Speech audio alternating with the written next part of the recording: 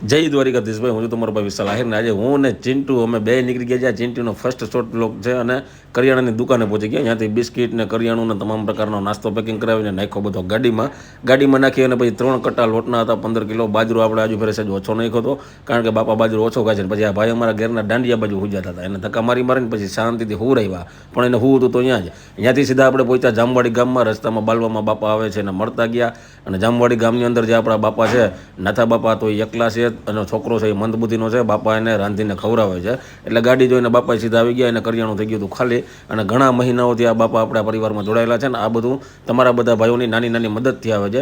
એટલે સેવામાં ભાગ લેવા માટે ભાઈ નીચે મારો ગૂગલ પે નંબર અને ફોનપે નંબર આપેલો છે. ફૂલની તો ફૂલની પાકડી ગમે એ નાખશો જેથી આવા પરિવારને કરિયાણું મળે.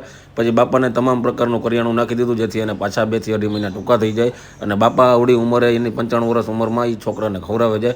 ત્યાંથી પછી અમે નીકળી ગયા કરિયાણું આપીને પાછા અને મળી આવતા વ્લોગમાં. વિડીયોને શેર કરજો.